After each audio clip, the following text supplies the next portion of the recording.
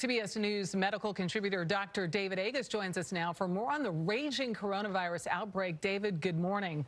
A big picture here. Back in March, you were the first to call lockdowns and quarantines.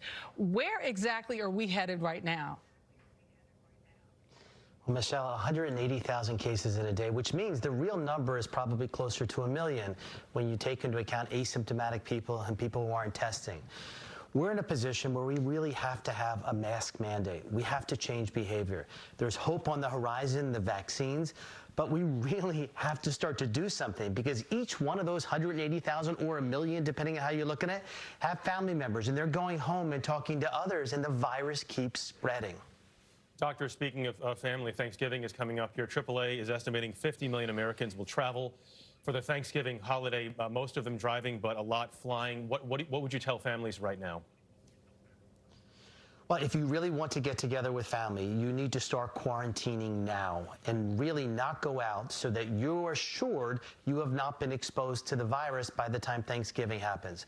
Or when you get together, wear masks and put the tables far apart and have a buffet so everybody can do this safely. It is critical that we do this right or the case numbers are going to continue to go up and we're going to lose lives. That shouldn't be lost.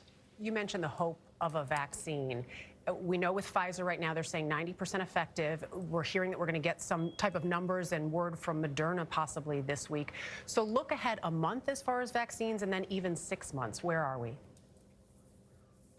So, I mean, these vaccines are hope in a bottle. You've got Pfizer with greater than 90% efficacy. You've got Moderna coming and you have AstraZeneca coming, which means we will have 80 to 90 million doses by December, and we will start to vaccinate the country. And so it's going to take anywhere up to 6 months to start to vaccinate people across, first with healthcare workers, then with the highest need individuals and frontline workers, and then with the rest of the country. But this vaccine will work. We've seen the data, and it is safe. And so really, there is hope, light at the end of the tunnel. So if we change our behavior today with that light at the end of the tunnel, the outcome is not going to be as dire as some of the pundits are saying now. If we don't, it's going to be a really rough 6 months till we vaccinate the country. David, is there a concern, though, about people being leery of taking a vaccine, and how do the medical professionals get past that? Well, I mean, Dana, you bring up a great point, is that certainly, there has not been real data on the vaccine till Monday. And Monday, I was literally in tears, greater than 90% efficacy, blocking the virus. And at the same time, with over 90,000 people vaccinated around the globe, there is yet to be a serious adverse event related to the vaccines. So certainly very, very encouraging. As we get more data, myself and many others are going to stand up and start to explain it. And it looks like the data are going to make sense, that the benefits dramatically outweigh the negatives. Everyone is saying we don't have long-term data.